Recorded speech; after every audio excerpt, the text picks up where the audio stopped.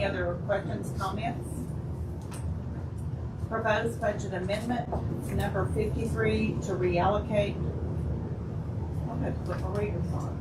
13,000 for CFE Summer Job Connect Grant. I'll cover for Tyler as well on this one. In connection with Parks, run a summer job program for youth working part-time in our Parks Department. As a result of being part of that program, they get financial education, financial literacy. We received a grant to pay for their part-time employment during the summer. We had some leftover funds. We're moving that to help cover a parks registration software that they got for families to sign up for activities, recreational things, all that. So Sports camps. correct, yes. So there was leftover funds in the grant, and so we're using the leftover funds to pay for that new park software. Did that go through Parks? Did they know about it? Well, not that. Never seen that part. Doesn't matter. Yeah, Yeah. no, I had a question. These that we talked about. There were any issues like when you guys Candace, I'm going to ask if you'll speak up, just so everybody can hear. I simply just asked Frank, because he's the chair of the budget committee, if all of these were discussed and if anyone had any concerns with the budget committee about it. So, And this is grant funding we've already received. We're taking leftover funds and putting it to a permanent use. Thank you, Ron. Okay, number 3, proposed budget amendment number 49 to recognize donations and miscellaneous fire revenue totaling $13,138 and appropriate for fire administration. I can speak to that. They got a $10,000 donation, sort of a annual, non-officially recurring donation that they get every year, and then the rest of that was just miscellaneous fire revenue. And so, right now, it doesn't have a purpose. Since it's new money, It's new money. why don't we just let it go with the fund balance? The $10,000 donation has to be used for fire purposes. Why? Yeah, and I mean that's basically it. And the rest of it, Take 10,000 out of that budget, put this 10,000 in the budget, you have to come out with a little bit more of the fund balance on the budget. you could do that, Larry. And I think we're gonna be looking for stuff like that, $10,000 money, but we're in such a financial situation. How much money you got in your hand? I got Oh, $50. $50. Everybody, please. Keep putting that, You're offset speaking his fire more to department. just have it in general. And hello, Richard. Excuse And me, hello, speaking more just to have it in general. Just have it in fund balance, which it can be used anywhere, still, it's not going anywhere. But, that way we try to stick with the budget, because the budget was wrong. So with that being a restricted gift, The 10,000. we can't change that. Well, now what it said though, you give that gift and put it in administrative, then you budget out of administrative 10,000 and just fund He's balance. just saying it's going into fire. That could, It's already budgeted, Yeah. and that's got a budget in there, and this is new money to the budget, so in essence, we're increasing the budget $10,000. Didn't cost us anything because of donation. And I'm saying, let's don't increase the budget $10,000, let's put that in fund balance. for the use of the fire department only. No, we're not increasing the expenditure side, we're just increasing the revenue side. This is recognizing revenue we've received and appropriating the money for, so it can be To spent. the fire department. That's happening. We're not increasing the spending. Yes, you're increasing it by 10,000, but it costs you nothing. It's better way to do it. So what Larry's saying is don't increase the spending opportunity by $10,000. Just keep the Just money. recognize the revenue, but don't increase the spending portion, that's what I'm saying. Correct. And I agree with that. Yeah. I would, For the 10,000, if they can't spend it, they won't give it to them. I mean, that's, Let me see if my brain is comprehending what everybody's trying to say. We already have the budget that the fire department has and needs to use. This is a gift we receive every year, so that $10,000. Oh, it is? I thought it was on. Okay, thank you. Okay, so, excuse me, please, okay. So this will go into the revenue only for the fire department. What Larry is saying is when we pass the budget in 6 months, that it not be increased by 10,000, that 10,000 be used for what is already needed for the fire department. I didn't hear him say that. Okay, I then heard him That's say why we that. need- that I heard would him not say be that. increasing. I heard him say the That- 10,000 that we got coming in, freed it from whatever source we got it from, that we put that in the budget. Right. Free up the 10,000 that was supposed to go to just the fire department. Right. And put that money in the fund balance. That's what I hear him say. Oh, okay. And I agree with him on that. Are you able to say who the donor was? This, I think this one was this Serena Basel or the Dixon? maybe mine it was, I think that's who it was. mine it was. I understand the concept, but it has to be used for the fire department. Yeah, if I'm a donor, and I'm giving $10,000 to the fire department, and I'm seeing that the funding body's reducing their expenditure by 10,000, I'm not gonna give the 10,000. See, that's what I'm thinking. Yeah. That's a good. Being in that world, Yeah. Yeah, the donors Basically, give to like, boy, why do it? yeah. Just give me for it. Yeah, because you are helping city government. It's not, If it's you're a not donor, our fault. They're going, if they're to help city government, they just give them the fund balance. They're That's what helping, I'm saying. they're helping the fire department. That's what the county does with the city donation for the school system. Okay, I think we're getting into the weeds, but, if we could just make sure, we wanna make sure that that is going directly to the fire department for the fire department. Yes, ma'am, 100%. I was just thinking that it wouldn't increase by $10,000 because we have that money putting in there, that was 10,000, we wouldn't.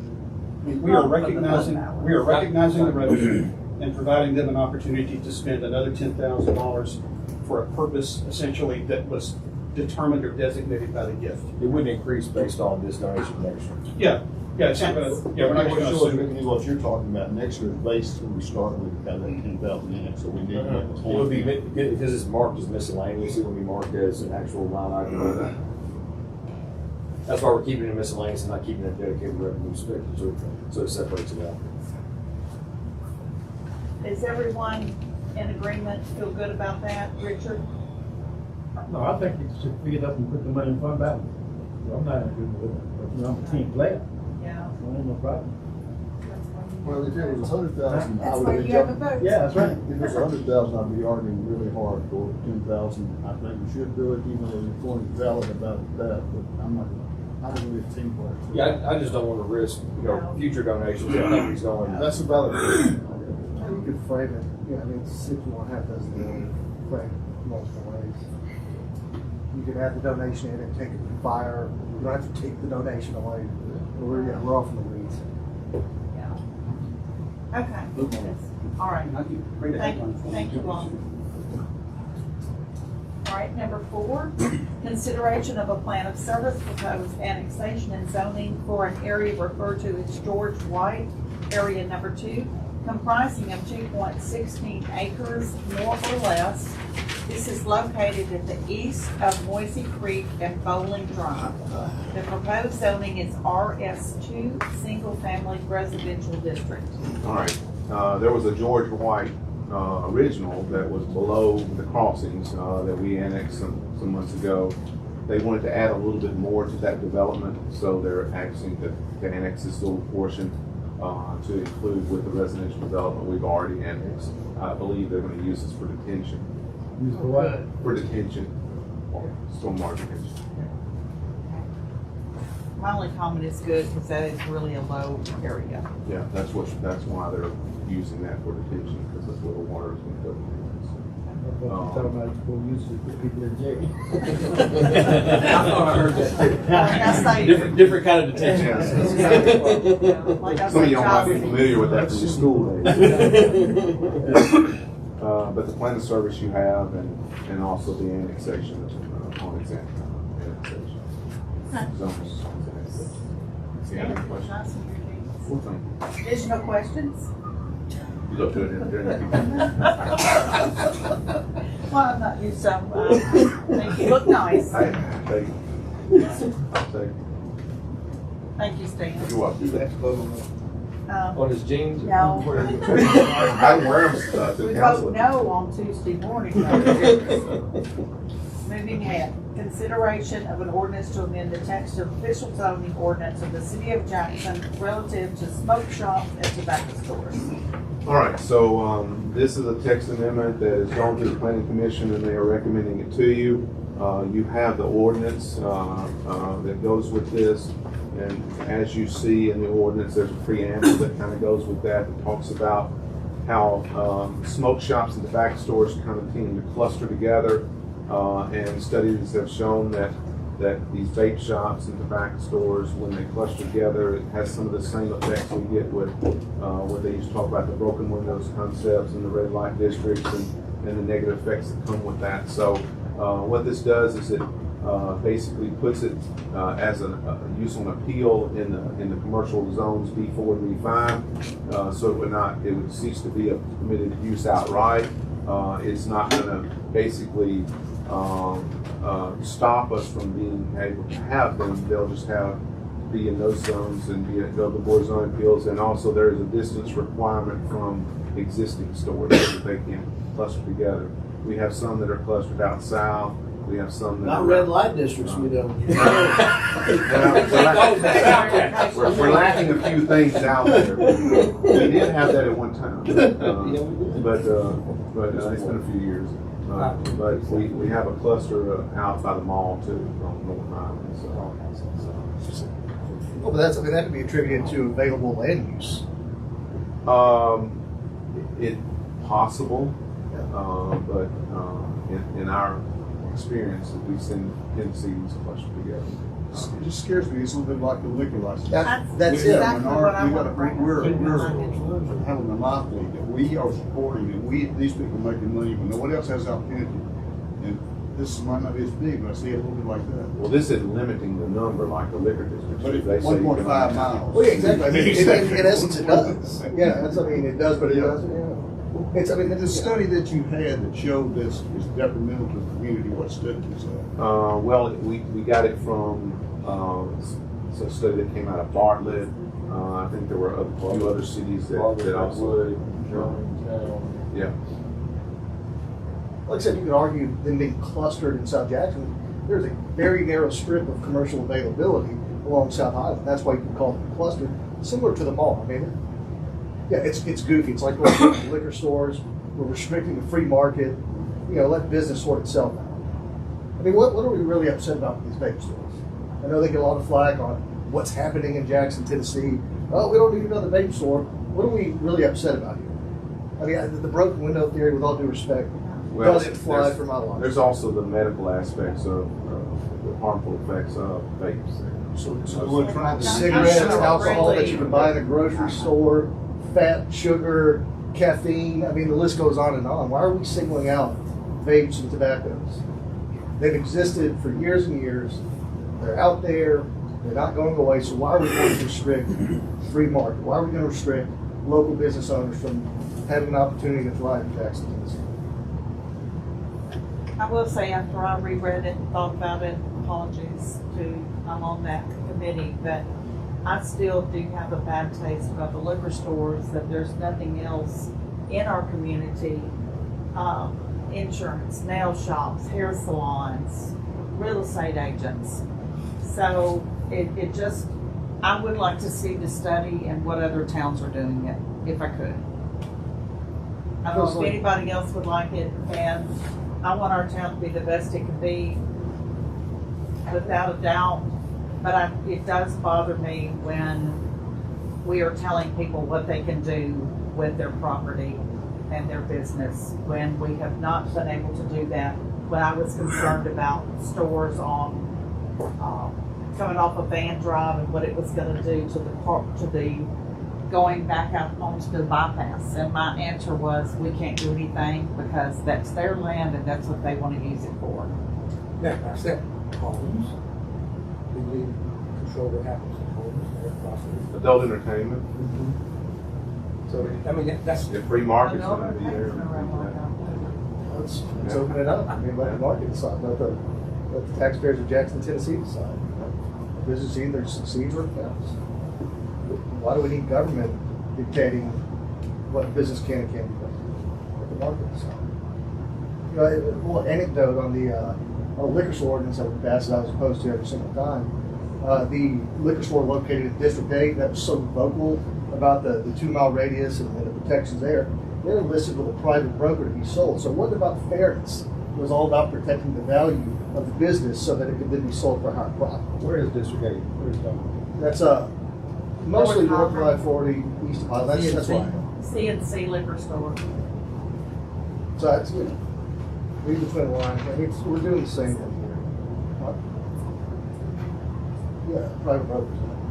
It's unlisted, but you have to be shopping. So, yeah, it was never about, so yeah, it's a disadvantage for anyone who wants to come in and do business in Jackson. We did a disservice to anyone who worked in liquor store, now we're doing the same thing with vape shops and tobacco stores in the past. I'm not advocating for these things, but, you know, this isn't about morality, this is about, you know, if you want a fair market, leave it alone. Would it help if we did see that study before Tuesday, or would that not? It's up to you. I would be happy seeing it, but I don't know if that's gonna give us time. I'd like for council either to tell me to move forward with the next item, or would you like to see text in other cities? Well, I'm going, is, I mean, if we wanted to make a difference with vape shops, we could enforce the sign code that's been in existence for a long time. You know, the animated, the flashy, all that. I That think goes we against our look sign at code. how there needs to be some kind of enforcement. 'Cause I get a lot of people saying that, you know, their kids are having them in schools, and it's illegal for 16 or so. If they're selling to, just like we do with our beer license, we need to crack down if we're gonna let them open up. You know, we need to crack down on it and make sure they're following the law. Well, shouldn't that be like we did with liquor stores and convenience stores, where the police went in there and sent undercover people in there? However, I believe that falls under the purview of PABC. So it's not JPD. Right. JPD does the beer board stuff, as we know, but restaurants, bars, liquor stores, tobacco use, that's what TABC, and we don't have the authority to enforce that. I agree with everything you said. You know, we need some teeth for these folks out there selling kids. Absolutely, that's not what this is about. that's where this came from, I'm not saying that's where this came from. I'm just saying We get a lot of complaints from all but, well, I agree, once or us, we just need to put a hammer down. like in schools and stuff like that. Yeah, I mean, why don't we enforce existing laws on the books? You know, let's ask our friends at the state level to beef up their side of the enforcement with these vape shops that are selling to kids. You know, hit them where it hurts in the pocketbook. Send in the CI, get the fine. But we have the right to pass ordinance of the council here, that if you're convicted of this and this, you can lose your license forever. You can do that. That would be a legal question, I would imagine, because you're kind of you're doing a taking to that. We're getting on the weeds. Yeah. All right, permission to move forward? Yeah.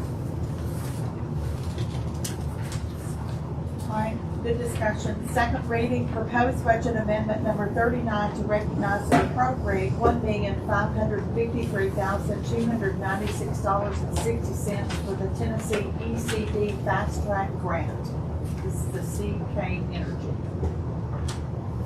Everybody good? That's a pass through. Number 2, proposed budget amendment number 40 to recognize and appropriate $1,500,000 for OCJIP Violent Crime Intervention Fund Grant. Moving ahead. What's that? That's the state allocated funds basically. They redid their population based. We had Crime rates. we had I think 200,000 budgeted. There's 1.5 million, so that's our funds that we have budgeted for the police department to violent crime interventions. So this is an increasing budget. I would like the same thing about, I'd like to see any increases going to fund balance if possible. But if I remember correctly from the budget, this is funding some program. Well, I mean, everything's, I hope we're not spending money on things we don't need. Yeah. You know. Well, some of this is. We got a budget now, and we got new money coming in. I think So here again, it's not fund balance as bad as it was. Councilman Lawrence? Our capital needs. Some of this is replacing, is replacing already appropriated capital funds this year and then also. So they know the fund balance, but it does help the deficit issues that we have with capital needs. So it's not new spending, it's replacing spending they were gonna already do. So That it makes makes sense. the deficit spending that we have since. Yeah. Okay, I was just asking. Okay, but speak up. I So, was just asking Frank if that was discussed in the budget Yes. committee meeting. And so he was saying, talking about like providing, getting new stuff that the police department needed, like some tasers and stuff like that. So was that not already budgeted? Instead of going to fund balance to get those items, we're using the funds, the 1.5 million to get those items, instead of going, so it reduces the deficit to get those items instead of going into fund balance to get those items. So essentially what you're saying we're doing, but we're not putting it in fund balance and then doing it, we're getting the items instead of going to fund balance to purchase those items. Because it's already been appropriated and approved. Well, if we didn't get this grant, we would be going into fund balance to pay for something. Yes. Potentially, How much would we be going into fund balance to get? 1.5 million or what? Yeah, Yes. 1.5 million. And what is it for? What was it for? This is an increase in the violent crimes intervention. No, I'm talking about what would we be going to get? the Well, they didn't money? itemize What? To answer your question, they didn't itemize it, but where is it? It's mostly tasers and drones. Improvements, aviation unit, new tasers, body cameras, and camera trailers. So those things, and they looked at the cost of those. And what has happened, ours, like our tasers, they're getting out, it's like if your maybe your computer or something is out of date, they're not gonna give you any support, you can't get batteries for it. So what this is They're not doing. licensed, they're out of the time where they're not licensed. Yeah. So, We didn't account for that. Yes, they're in the capital plan, but they're part of that $3 million that we all voted to spend in our fund balance to fund capital. So now we're spending less money out of our fund balance to fund those capital items. Potentially, I mean, this is a 3-year period. One of the good things is it does have the opportunity to bear interest for the fund that's sitting in with the state, correct? Yes. Which, I mean, isn't a huge amount, but that is I said, splash of good news. Yeah, it's just all about, as we spend for its intended purpose, to be effective. So over 3 years, as for those items that are on our capital plan, the tasers, the drones, and the body cameras, we won't have to, for this year, whatever that dollar amount is, won't go to fund balance for. and we're still looking at that bond issue. And that's what it seems like we're getting money from everywhere. This money can't be used for roads. Well, okay, is roads the only thing in the bond issue? No, but it can't be used for anything, this is only used for violent crime intervention fund purposes. Okay, but we're back to the same thing, and you can take it out of fund balance and probably look at municipal jails. but what's gonna happen, we're not gonna have tasers at work. Well, last year at the budget, we ended up throwing every bit of the capital back in. And I thought that what we were gonna do is look at those individually before they were spent and go to the department of capital, which I guess I'm the only one that thought that. But, give me I'm not arguing that these things are not good. What I'm arguing, if you got X amount of money, like Rubik's that Paul Taylor set up, you make priorities. I hope we're not spending money where it's not a good project, but which is the most important for the safety of this community and for the future of this. Anyway. But I think though, as a council, we have to, I mean, we already voted on this 9-0 one time. I mean, so we look foolish when we turn around and this is the second reading and we're asking these questions. Well, we look foolish Surprise when thing. we look foolish when, year after year, we're passing bad budgets. Sure. Yeah. Sure. But there's been 3 things tonight about increasing revenue. But you voted for increasing revenue in the budget. No, I didn't. I voted against it. No. I voted against that budget. okay, let's get back Number three, to voting against it. number 2. Is there any other additional questions or anything that needs to be straightened out for number 2? Okay, thank you all. Moving on to number 3, proposed budget amendment number 46 to reallocate $89,396.09 for patrol vehicle upfitting, excuse me.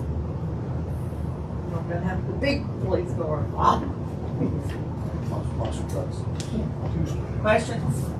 Okay, moving on, we'll have uplifting and upfitting now. Consideration of plan of service, proposed annexation and zoning for an area referred to as Tater, comprising of 1.83 acres, more or less, located at Highway 45 North and Ashford Road. This is the proposed zoning is D-5 Highway Business District. Any questions? Consideration number 5, a plan of service, proposed annexation and zoning for an area referred to as McCormick, comprising of 5.4 acres nor or less, located in the northwest corner of Airways Boulevard and Fiberglass Road. The proposed zoning is SC1, which is Planned Unit Commercial Development District. Okay, moving to number 6, consideration of an ordinance to rezone property located in Hillary Drive and Blake Drive. This is from RS1 Single Family Residential to District RS2 Single Family Residential District. This is 37.39 acres more or less. Number 7, ordinance to amend the text of official zoning ordinance of the City of Jackson, Tennessee, Article 5, specific district regulations, Section 2, period, RS Single Family Residential District, Section 3, RS1 Single Family Residential District, and Section 4, RS2 Single Family Residential District, Section 5, RSG1 Residential District, Section 6, RS2 General Residential District, and Section 7, RG3 General Residential District, and relative to 1, 2, and 3. Okay, I have questions. I have asked 4 times about this, and I'm still a little fuzzy, so I want to ask some point blank questions so I can get yes or no, so I feel better about it. Okay. Okay? 1, in my District 7, some of the neighborhoods have restricted covenants. In these restricted covenants, if this is changed and someone sells their house, the zoning will precede the restricted covenants. No, the restricted covenants, we're not altering the restricted covenants. Say that louder for me. We're not altering the restricted covenants. But if this zoning is changed and there is a 1 acre lot in a subdivision sold, and the person buying it then decides, I now have the ability to put 2 houses on a 1 acre, where even though the restricted covenants say you have to have 1 acre, a 3,000 square foot house. It's still a civil issue within the HOA that can sue the property owner. Right. Yeah. That's, okay, that's my question right there. Yeah. The property owner then would have to go to the state of Tennessee and sue the person, no? Not the state of Tennessee. Okay, but who would they be suing? It'd be like district court, right? Yeah, If the Civil, restrict- civil. yeah, the Yeah, HOA sues the restricted property owner. Yeah. Okay. Any property owner in a subdivision can take Can go. legal action against anybody that violates restricted covenants. Okay, here's where I want the yes or no answer. The house is sold. It's 1.75 acres. A person comes in and buys that property, tears it down, and puts 2 houses there. Do they have yes or no with this zoning? Yes, if it's possible. They have Correct. the ability. Do they to have do the that. ability? Wait, the person bought it with restrictions, but they can't just decide, I want to change Okay, that. that's where this zoning that I'm confused. I want crystal clear for me, like law and order Because I crystal have that clear. question, there's some areas in my district that have larger acreage. You have And so- 5 and 6 acre Yeah. homes. So that, I was gonna follow up with the same question, as Marty just said, like, But what if the Same house was scenario. burned? Correct. house is We gone. we've had that in my own neighborhood. Yes. What's happened, Midtown? Sure. Everywhere across the city. That'd be why. No, what she's saying is that the zoning would allow that, but the restricted covenant says you can't do it. Yeah. She Correct. wants to know whether or not the zoning would. Supersede, yes. The zoning does not So supersede is the the- covenants. No, the covenant, if they violate the covenants, it's a violation. Yeah, it's But yeah, do they have the right with the change of the zoning? No. No, to that's do why it? when you buy the house, you also sign your understanding of the covenants when you buy the Okay, property. all right, I want that, I want to repeat my question and I want to hear it. And I'm sorry for being like this, but I put a lot, I'm not gonna get into well, that. there's been people asking that question. I just- in my district. Restrictive covenants bind everyone that buys property, but in that. The No city matter does not what. enforce restrictive covenants. No. Correct. But the city enforces this zoning that we're Right, about. but the covenants live outside of the zoning and are stricter than zoning regulations and supersede zoning regulations.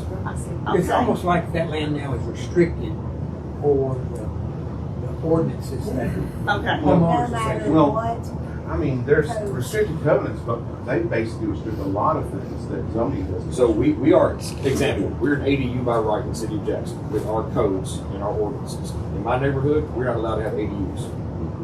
But by our ordinances and codes, we're by ADU by right, but I can't build an ADU in my backyard. So we tell people, check your covenants. Because the We don't covenants. enforce them, but we recognize them. All right, for everyone in the city of, I wanted to make sure we're all covered, that we're doing the best for our constituents. That's my first question. Now, my second question is, there is, I'll just use this as an example.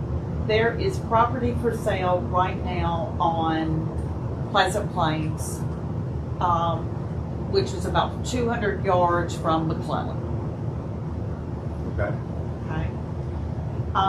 That acreage right now is for sale. With the change in this, right now I believe it's an RS2. Is that correct, Stan? I'm not sure. Okay, if you're leaving, 39 acres right there. yeah, 39.3, 39.8. It's, Yeah, Farm. Bubba, Right. Bubba Johnson Right. bought it recently. right. Yeah, So- I think they came in and zoned it RS1. Yeah, Okay. didn't we? Yeah, we did Yeah. RS1. Okay. Yeah, But now with this, it would be changed and there could be more houses in that particular area. well, again, they have to go through the planning commission. But if we change this zoning, that's why. The zoning dictates certain minimums. The planning commission approves the schematics. Right, So the development plan for the subdivision gets approved by the planning commission. right, but then when this first one, they got a 38.3 acres, they come to the planning commission and you say, this is 38.3 acres, they wanna put, they have 42, front. So in essence, they can be building more houses when we change this than what our zoning is now. RS1 to RS point. The development plan. I know still you all dictates. understand what I'm saying, and I'm sorry to be, but this is important to me, and it needs to be important to every person in this room that they're sitting. So, and I kind of have the same question, and my fault for not clarifying it the first time through. So right now we've got R, R1, R2, then we've got RGs, 1, 2, 3. And what we're looking at is going to R1, 2, 3. Yes. Like, so if and when we go to R1, 2, and 3, the lot sizes, does that, are we looking at apples to apples, like RS to RS, RS1, R2? Is that apples to apples, R1, R2, R3? As far as like the depth, the width, all those requirements that we have, does that change at all? 'Cause I was looking at it earlier, and I'll do more time on it, but just,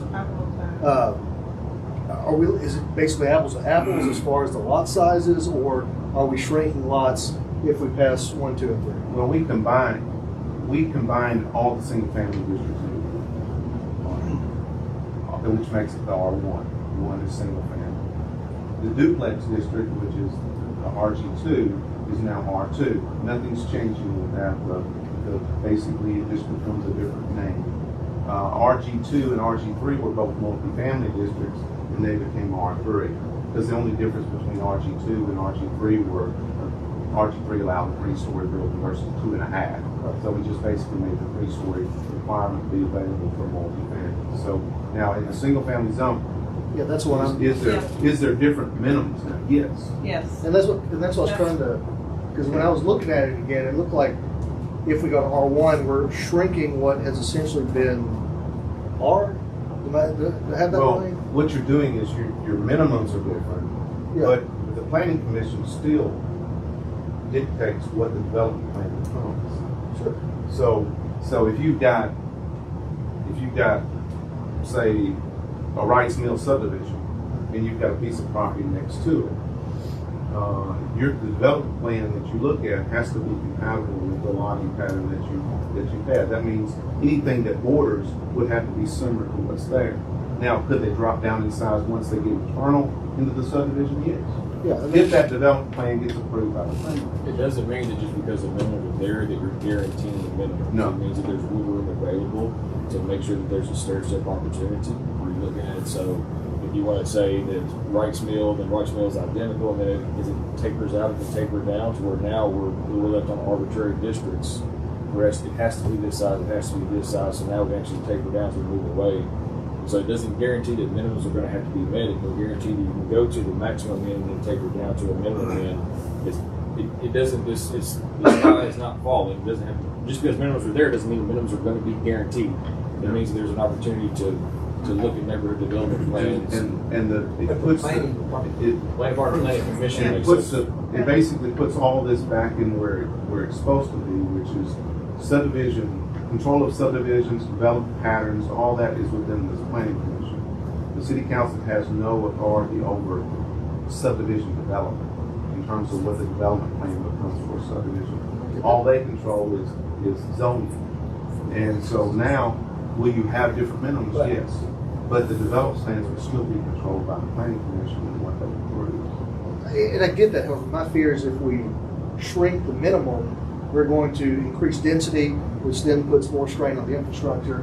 We have stormwater and street issues all over town. And so I fear that we could have the rule of unintended consequences where we increase density with this R1, essentially shrinking the minimum lot size. Basically, what you're doing is you're still going to follow the same things that you followed before. As You're still developments happen, they have to have a zero impact, so they have to have their stormwater infrastructure, they have to have the runoff, they have to have their infrastructure. They have to do a traffic But study. we They have to have can't traffic studies change done. McClellan Road, so let's just be realistic, I'm sorry, but this is my people I'm taking care of, and I know we've got this money coming, but I don't wanna, I can tell you how many subdivisions since I've lived in that district have been added, and the changes that have been made to McClellan.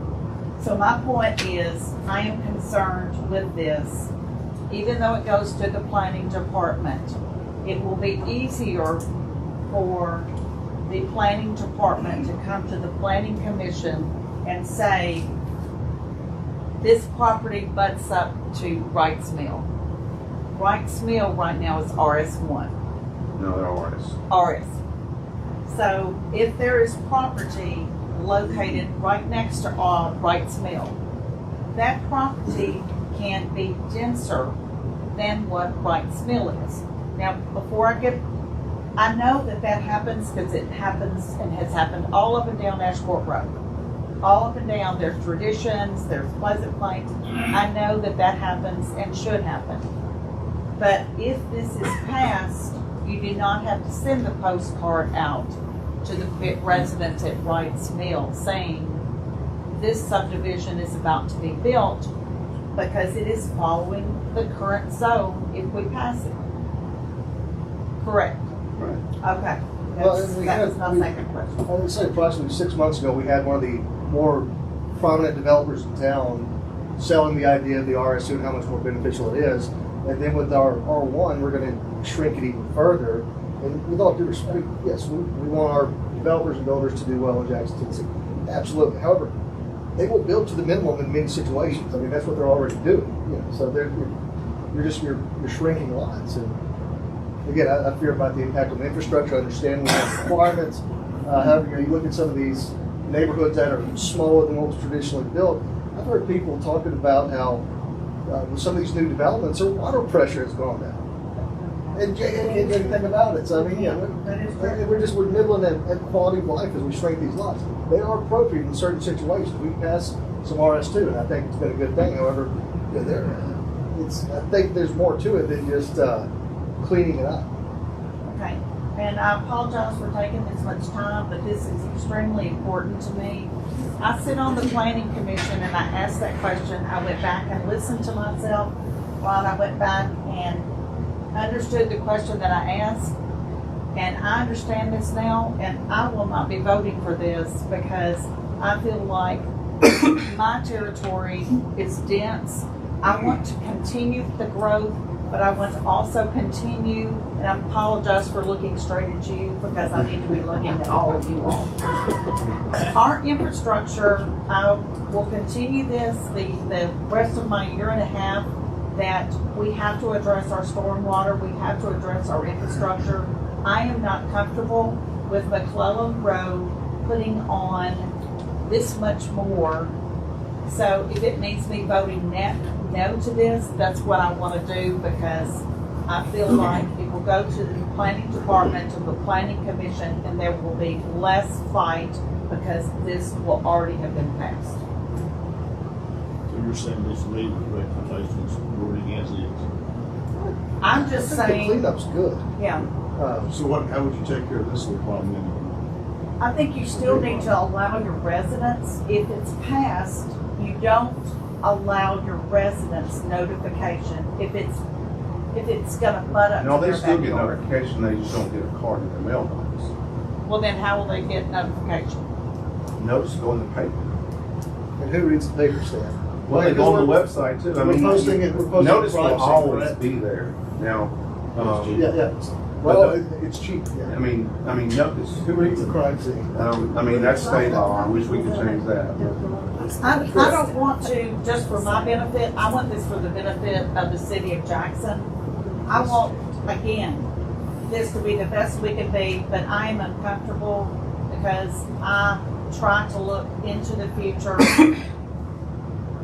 And I'm uncomfortable with how I think this could hurt some districts. And I will move on unless there's any I want additional. to apologize to Crime Scene. It's a fine publication. It's just how to go patronize other publications in the area. I've been listening to you. Hey, I read and there is some good stuff in there. I've been in there several times. It's good things. All right, thank you all for your patience. Moving on to number 8, consideration of ordinance to amend the text of official zoning ordinance of the city of Jackson, Article B1, regulations applying to specific or to several or to all districts, Section 11, planned unit residential. Any questions? Sorry, Stan, and thank you so much for your help and your 100 years of service. Okay, number 9, you can relax. Number 9, consideration of an ordinance to amend the text of official zoning ordinance of the city of Jackson, Tennessee, Article 5, specific district regulations, Section 13, SCF, parking and access. Moving to new business. Did you have a I'm question? sorry, but you made me think of what's going on. So what you're suggesting we do is not change the wording of this one particular section. Is that what you're suggesting? One we're reading now? No, No, he's going let's go back to 7. Yeah. We let that open. To me, I'm going to. There, in my mind, there needs to be able to grow. Jackson has to grow. Not sure about this housing shortage, but we do have to grow. But I want to protect a person and a family, their largest investment sometimes they will ever make. And that is their house. And that is everyone and the whole city of Jackson.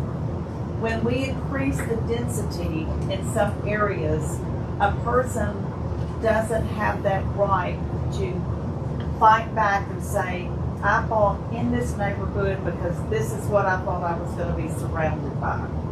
To me, it takes that ability,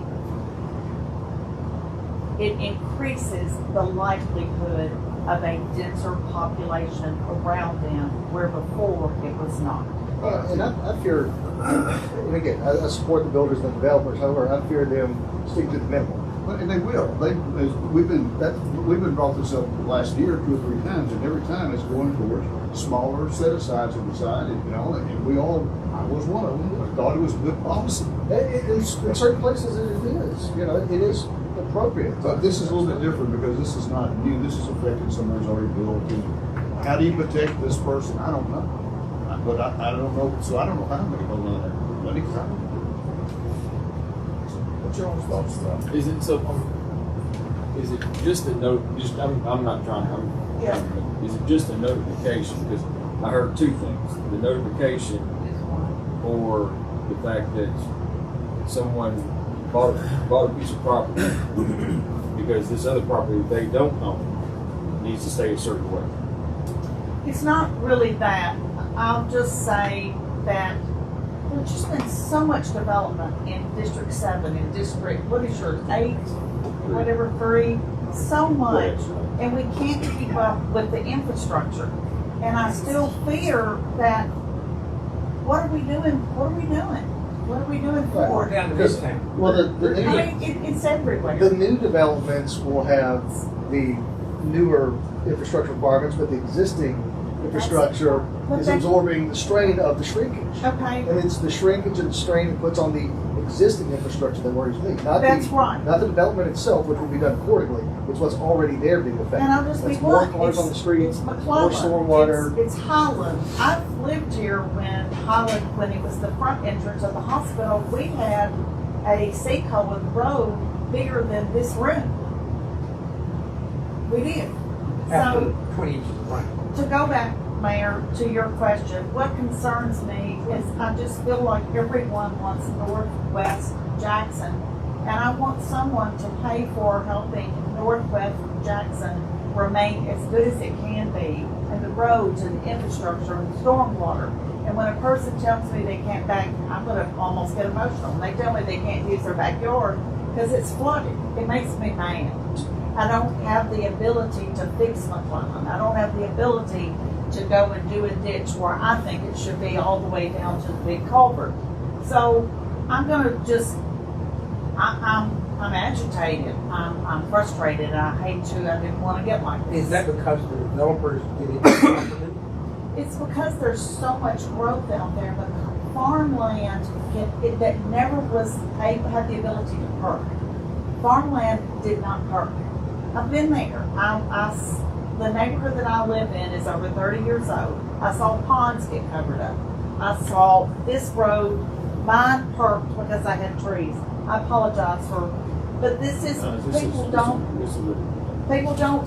know what has happened. You know, they get frustrated. They used to laugh at me because of the ditch that I call, what's it called? Now I can't even, but y'all, Son of a ditch. son of a gun ditch, yes. So, it's not against growth, it's against the density that, what are we able to take care of?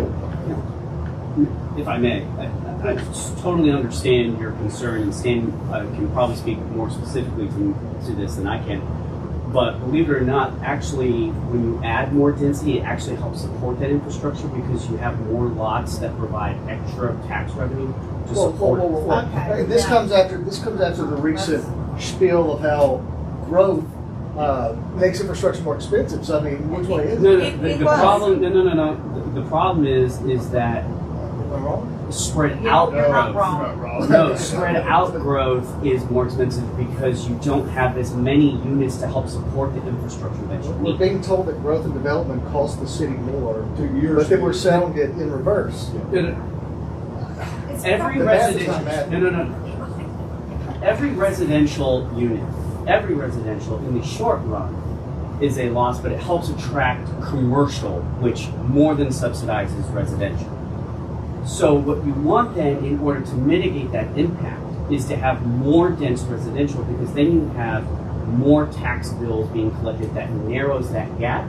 That's why, for example, always study after study shows that your downtown is your most economically viable area and helps produce the most revenue per square mile because you have more density that generates tax revenue.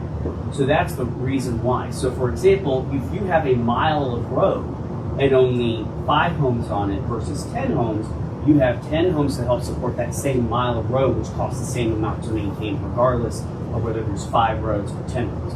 Same thing for stormwater. So yes, in the big picture, every residential home in the short run is a net loss, but it helps attract a commercial, which more than subsidizes. But then what you want to do in terms of the long-term fiscal stability of your city is narrow that gap, and the way you do that is more density in your residential because you have more homes paying into your tax rolls. Long term. Correct. Okay. respectfully, I disagree. Because the road that I'm speaking of and thinking of, if it's 5 acres, they're putting maybe a $2 million home on it, then you have the tax dollars. If we put, I just disagree because, and I'm thinking of McClellan. McClellan cannot handle much more traffic as it is. I do understand what you're saying. I've read the book on downtown, how important it is. I've made a little speech on it with the library board.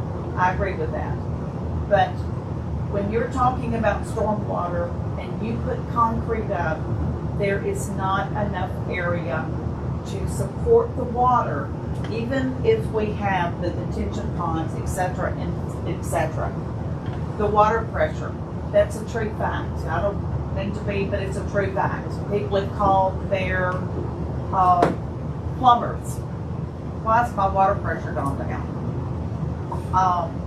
So I'm just going to respectfully disagree, and I apologize, Mayor. I went back to try to answer your question, and I'm just seeing the growth in Northwest Jackson, but I haven't seen us be able to keep up with the growth, and that's my opinion. I just want to circle back to Councilman Lawrence. So I guess where do we go on it? Because right now, I think the only option that we have is a straight up or down yes or no vote. And so we have to go, they have to pivot somewhere else on what we want to do, so we have to figure that out. That's all. That's all. The I'm saying. solution I would offer, take or leave it, I have no problem blending S&G. The part that I'm hung up on is the overall reduction of size. Because that's, what's wrong with keeping the size of the lots, the minimum requirements the way they are, and then just blending for the cleanup for language? Because we were presented this, I went back and watched it, I wasn't here, when I went back and watched it, it was essentially presented, and then at the meeting, as a cleanup. That's, exactly. But then, forgive me if I misinterpreted that, Stan. However, perhaps explanation that I'm now discovering on my own wasn't there in the first place.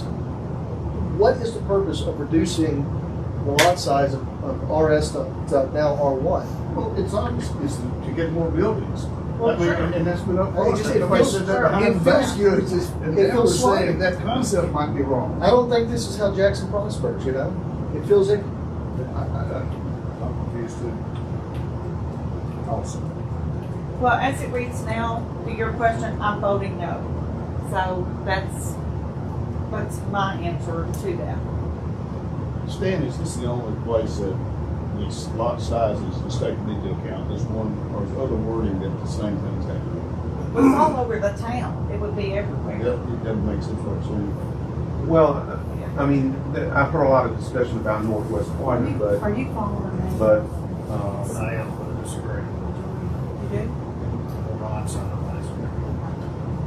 I can explain why. Okay. Go ahead, I'm sorry. no, I was just gonna say, you know, we're talking a lot about Northwest Quadrant tonight, but, you know, these changes would affect all the cities. And so, you know, and we've had density in other areas. We've had density increases in Northwest. I remember Marta, I've been here forever.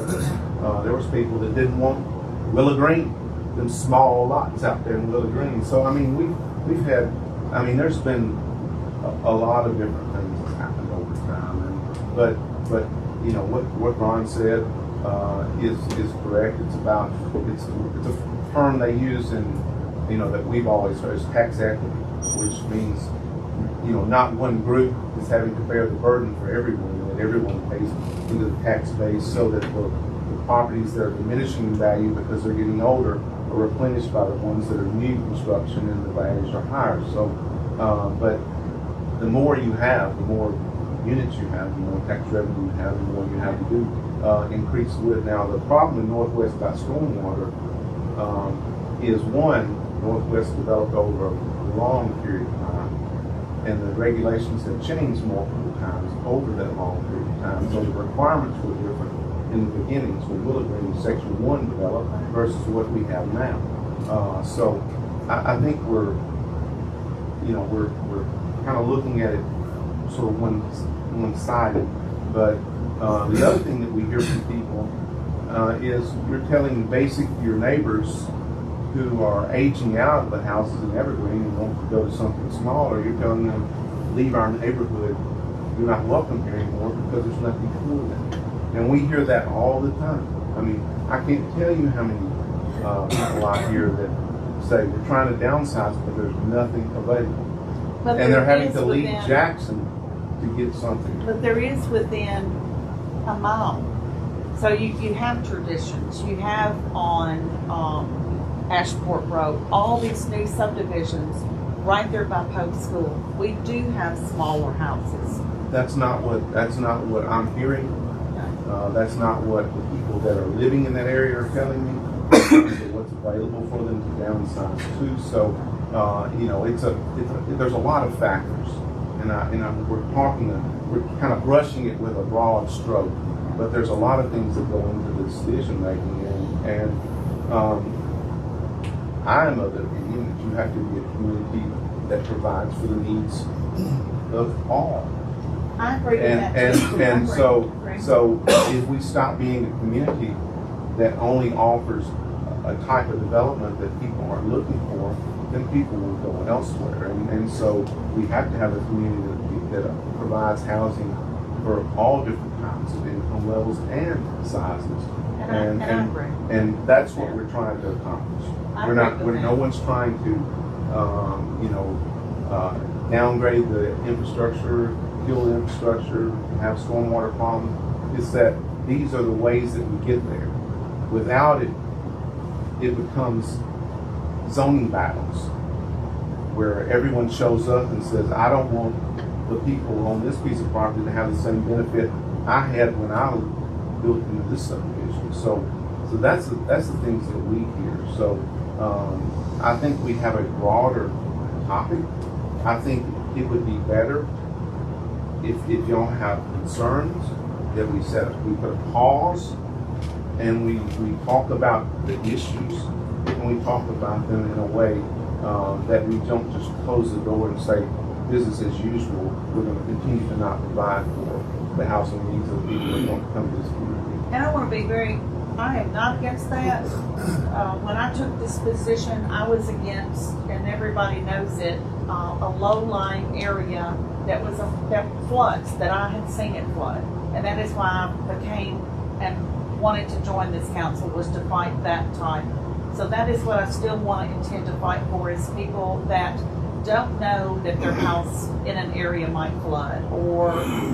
So I'm fine with however y'all want to handle it. I am just still of this wording, not for it.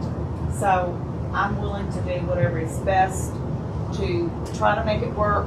Because I voted for right there at Pope School. I voted for all this. It has to be a mixture. But at one point, this makes me uncomfortable that it's just easier instead of us being able to look at it. And it does take council out of it. I would disagree. Let's just pause it. Take it off the agenda. I mean, but let's have a discussion though. Yeah, Let's have a- If I might, I agree with Ron. A specific news outlet had compared Jackson to, I think it was Johnsonville or something like that. Populations were similar in size. The question was, during the budgetary process, is why was their budget less than ours? You look at the landscape compared to that city to this one, they're 2/3 our size. If they woke up tomorrow and their infrastructure grew by 50%, what would their budget be? What I mean by that is Jackson is spread out in comparison to some of these other cities with similar populations. The larger that area, the more infrastructure it takes to provide those resources and services to those people. The denser you can make it, the more shared those assets are, if that makes sense. Yes, I agree with that. But then where do we go and tell JEA you need a new sub pump out in Northwest Jackson? And I didn't want to say that, but we don't have that ability to do that. And I'll push back on the idea of dividing the commercial. You know, our last exercise in commercial at the Northwest Quadrant, I was getting 5 emails of that, couldn't read them. You know, so I mean, it shows you how popular it is with the taxpayers who are already here. You know, so I mean, there's that side as well. In theory, yeah, I get it. And yes, with a police car, a fire truck having to go less distance to solve the problem, you're right, it costs less, I get that. However, we already have so much that's already here. So I mean, are we helping with that?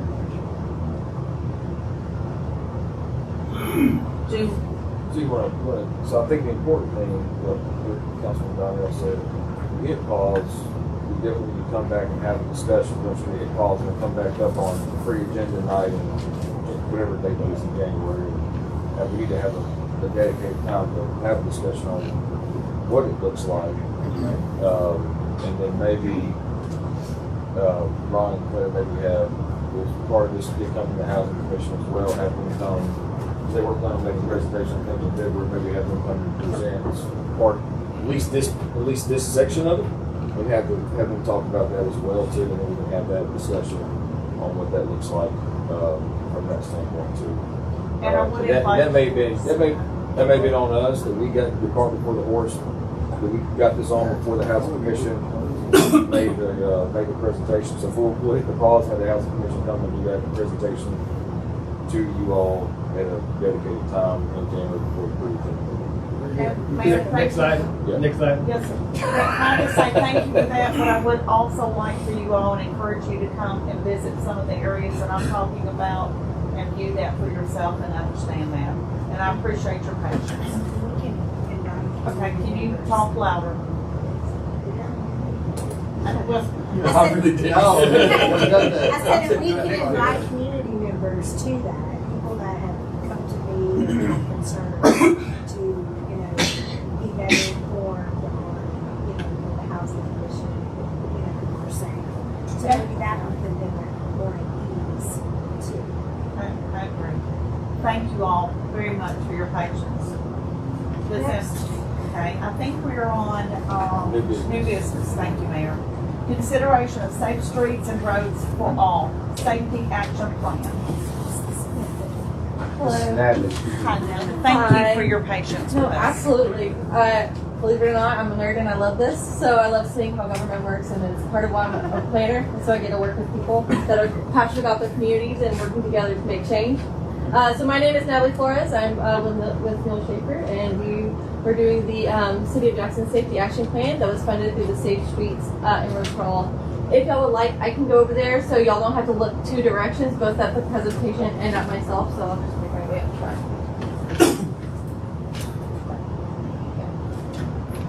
So this is going to be an overview of both, a very quick overview of the Safety Action Plan and what a Safety Action Plan is, and then also some of the analysis that we did within the plan and our findings and kind of where we are. So a Safety Action Plan, a very broad overview, is a comprehensive safety plan that aims to reduce serious injury and fatal crashes on the transportation network for all road users. It considers 4 of the 5 safe system approaches: safer people, safer speeds, safer roads, and post-crash care. The only one that's really left out of this is safer vehicles, and that 5th element is typically done through vehicle manufacturers. So they're the ones that are looking at safer vehicles. So jumping in, I'm going to be going over the unique and new data and analysis that we did as part of this plan.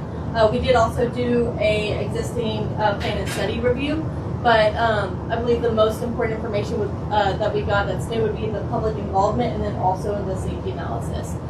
So we did 3 rounds of public involvement. The first one trying to get a gauge of the concerns.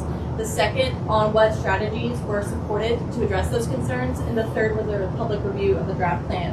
And very much kudos to Jackson. We got a lot of public involvement. So very, very happy with the amount of public involvement that we got for the size of city that y'all are.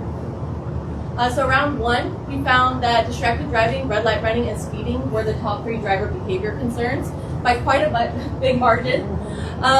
Additionally, when we looked at the top 3 non-behavior or safety infrastructure concerns, unsafe intersections, poor roadway design, and insufficient law enforcement came up as the top 3 in those.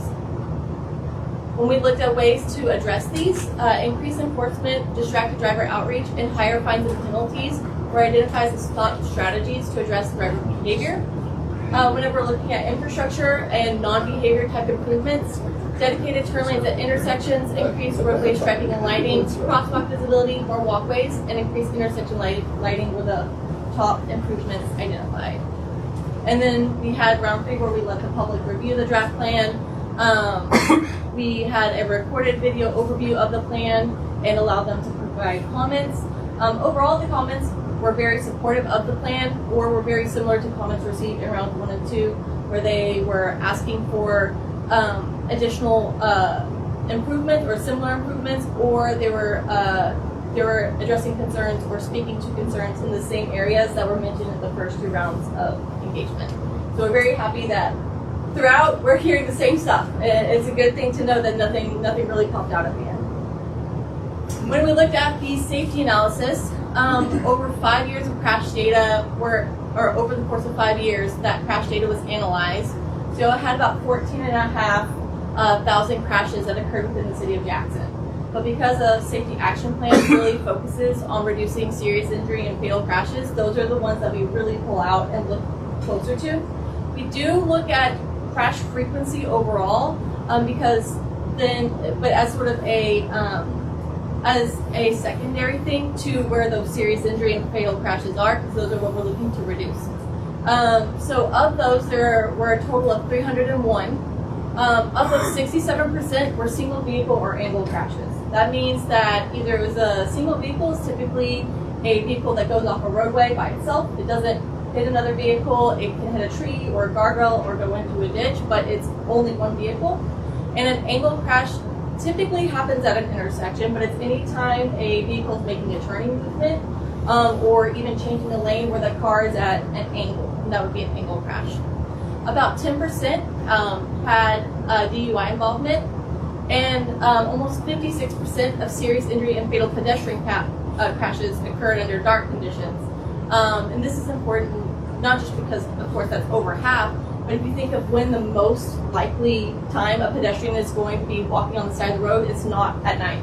Typically, most pedestrian movement happens during the daytime, even whenever you're between your car and the grocery store. You're a pedestrian for a moment. So most pedestrian movement happens in the day.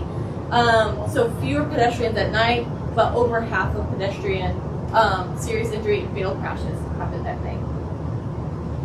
So we looked at all of those crashes and we came up with a high injury network. This one is in this just shows like the top 5, although we do have other segments. I didn't want to put too much on here because it would be a bit long and possibly too much information, but this is all crashes, the corridor segment and the intersections that had the highest amount of fatal crashes and serious injury crashes. And then we also have for the bike and pedestrian. And so we want to make sure that areas that need different improvement types, because there are some differences in the type of improvements for a bike and pedestrian crash versus a vehicle crash. Yes. We have this. Yes. Yes, you have the full listing in there. These are just the top 5. Yes. So then we looked at recommendations, and this is huge, but this is also in there. Frank is curious about stop crashes. Yeah, Frank just wants to know that he can get back on to improve all this, and he'll be on Facebook. I can't Taking care of who it. starts back. So they would have to be put into the police report that it was specifically that. They might not have a code for a specific bus stop crash. They typically code pedestrian, angle, if it was like what kind of lighting condition it was, what kind of weather condition it was, but not necessarily, it would have been a pedestrian crash. It may not have been specifically coded as a school bus, so we might not have that information. Okay, can I just, right there, 8-inch asphalt, that's 8 foot. Just on your far right, I'm just talking about that's an infrastructure issue. Yeah, so over here, we have, these are all bike and pedestrian improvements, and these are all roadway improvements. Right. And this is done, so the reason I put this on screen, it is also in the plan, just to talk real quick about how these costs are developed. So these costs are in 2024 dollars, and they are not scaled. They're meant to be sort of a jumping off point for whenever y'all do plan for these to have at least something, some idea of what it might cost. Some costs, because these are based off of costs within the state of Tennessee that are recent, are harder to parse out than others. So like multi-use trails and sidewalks are sometimes built alongside roadways that are in the same project, or might have very different right-of-way costs. So some of these do not include the engineering right-of-way or utility relocations. The ones that do include that are the ones with the asterisk. So those also include the typical average for the state of Tennessee, costing $24. That include the project and the engineering right away and utility relocation costs. So I just wanted to make sure that y'all knew that these are very preliminary, but that is the purpose of this plan is to more identify where those safety issues are and then give y'all a space to then plan and then to request more funding for implementation dollars. So then we put in the safety information, we put in the stuff from the previous plans and studies, everything together to put in a total score, and the actual methodology for how we came up with the score is also within the plan. And these are the top 10 intersection projects by score. You can see that North Highland Avenue at US 45 right at the top. We have a lot on the US 45 bypass, the different intersections there. And these are a lot of this is based off of safety data where we're seeing both a high volume of severe and fatal crashes, but then also where we're getting a large frequency of crashes as well. And then the same thing with the corridor segment. Highland Avenue, both north and south Highland Avenue appear multiple times on the corridor segment once. This one up here appeared on both the bike and pedestrian list and on the overall project list. The reason why it has a range of scores is because it's scored slightly different between the two, but that score did not impact it's still in the same spot regardless. So we left it as a range, but that could also be, if you want us to choose a number, we can go with either the higher or the lower, but it would not change its spot in line with prioritization. So we left it there. In addition to specific projects, we also have program and policy recommendations. These are based off of the public input as well as things that were identified in the previous plan and study review. Increased enforcement measures came up a lot in public input, so did driver education campaigns. And then in the previous plan and study review, some places have an emergency response time policy just to be able to gather data and track on how the emergency response time is, make goals for that, and then if a project comes out and then aims to address that or address times or improve those times, you already have the data that can act as a base to see if it's been improved or not improved or if anything's really changed in that. And that's really all I have. I think I'm open for questions. I know that was a mile a minute, but Can you share that PowerPoint with us? absolutely. And there should be both the safety action plan and the executive summary. I did the executive summary really to give y'all a very condensed version of it that hit more than the PowerPoint did, but then was more condensed than the larger, the larger plan as a whole. Because I understand it's a lot of information to go through. Main thing I want to add is, we were, to get a grant to do the safety action plan it's a very competitive process, and we were awarded. And basically, the way the process works is once you do the safety action plan, then you can go after the construction money to implement what's shown in your safety action plan. So we're hoping to bring dollars. Hoping that with getting the action plan grant that we'll get dollars to do the construction, because as you see, infrastructure is costly by nature, and so any help we can get in helping to fund that is good. And the asphalt was one of the most expensive things that we saw on there, or I did. So It was also one of the widest objects. I can go back to that. So if you're talking about there we go. So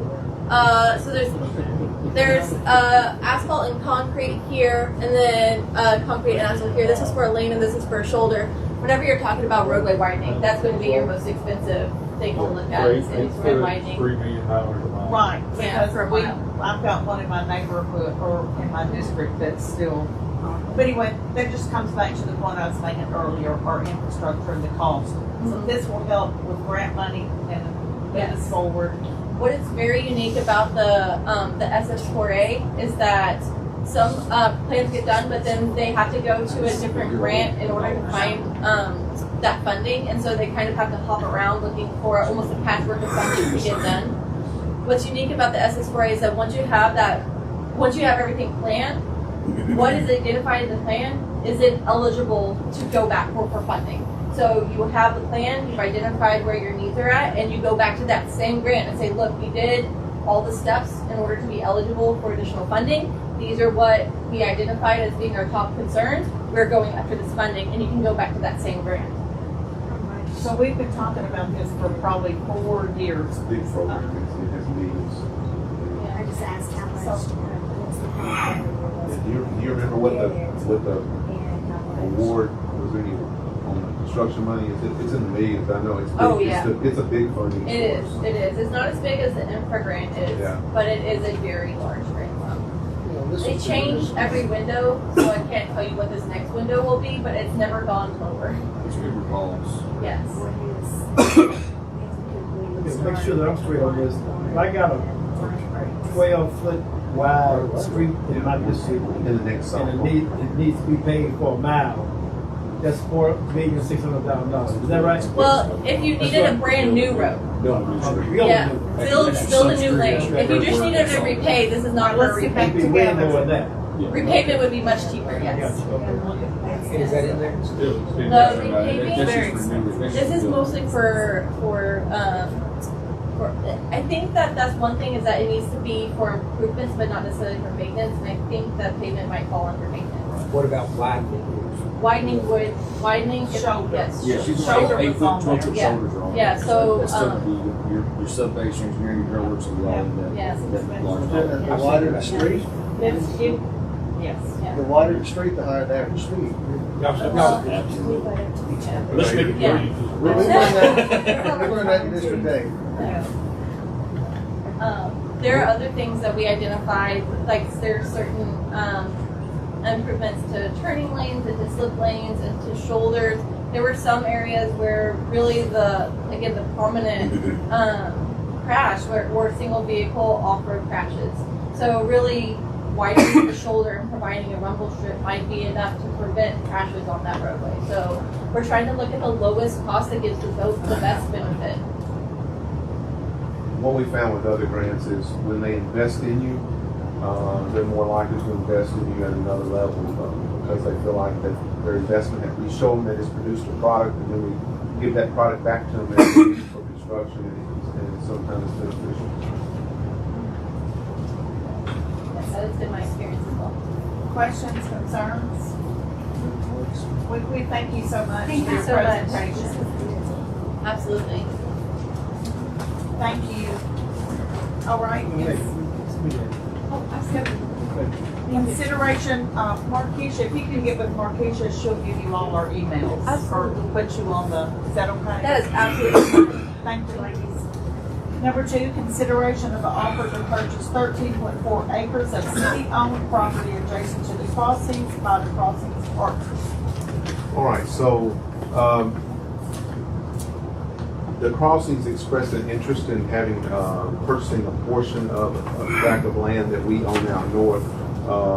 It's basically north of Palmer Woods, the old Highland Green Golf That's Course. what, okay. There was property in the back part that really weren't using, which would allow for some additional residential development to basically tie what Lee Godfrey's doing on the south side and what the Parsons are doing, kind of gives a connected section in there or a section to add in there. We had the property appraised, and what they are offering matches the appraisal value that came back from the appraiser, so we feel like it's a good offer. And again, it's property that Parks and Rec had expressed that they had no interest in doing anything with, so it was it's considered in their mind excess or surplus. So That's what I wanted to ask about. As the Parks Liaison, this is the first I've heard about this. I mean, I think that it's part of the disc golf course. I was just, having not heard of it in the Parks meeting, will this impact their plans for Bass Point Park? No, they said I that. heard about it. Yeah, Christie, when we approached them several months ago about it, I think there's like 2 pads maybe, and they were gonna just move the 2 pads over to the existing property that we had. I think they're not looking to develop that property for another couple of years. Just for transparency, who are the Crossing Partners? who are the crossing partners, Chris Carruthers, Shane McAlexander, Joel McAlexander. That's the ones I know, that's the ones I know. Yeah, Shane's spearheading the project. And that's gonna be where you can have smaller houses, and my husband and I might. Yeah, the RS2 and the RS2 District 8 is, I mean, something like that. You know, it works. I don't know anything about real estate management. 16,000 acres in the low to me for that location. Maybe. So what? What's the next action? No, I went through this, it's very thorough. I'm not an expert on appraisal, but It's 214. it looks official. Alright. 16,000. Actually, that's exactly what I was sitting there thinking. I got a couple of buddies. Okay, let's go back to number 2. Should there be, are you all asking for a reappraisal or are we moving on? Okay, thank you. All right, number 3, and thank you, Stan. Consideration of street acceptance request for Shepherd's Field, section 13. Consideration of street acceptance for Shepherd's Field, section 14. Any other questions, concerns? Consideration of corporate participation agreement with Five Board. So, cooperative. So what it is these are co-ops that city entities can use. We're Johnny, we're glad to see you. Let's all get back together. Thank you, Zach. So this is another cooperative the city can have access to. We've had JPD, Fire, and Parks and Rec have interest in this one. All this is agreement to use Five Board as a cooperative. Cooperative is a collective of public agencies that competitively bid things out and allows us as a local municipality to buy for. So it's just another advantage for the partners to buy stuff faster. Is this the co-op we used by the police fire truck lease? So we have 4 or 5. That one I believe was HGAC. Five Board is one that all 3 departments have recently reached out, and because they've had so much interest, I figured we might as well hop on to using them too. But the most active ones y'all will probably see will be Omnia, Sourcewell, and the state really likes NASPO. And this is just one that has popped up. They have some good items. It's not consequential, but yeah, I saw there in Texas, and the one we used for the fire trucks, I thought was out of Texas too. Yeah, for some reason that area tends to compile a lot. They have a lot of, most of those cooperatives are based out of for some reason. I don't know why. You think it's there in Texas? It is. There's lots of good songs. It is.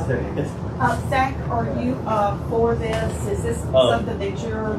I have bumped into Five Board associates at some of my purchasing meetings across Tennessee, and they tend to have items that would be a big advantage for departments to have access there.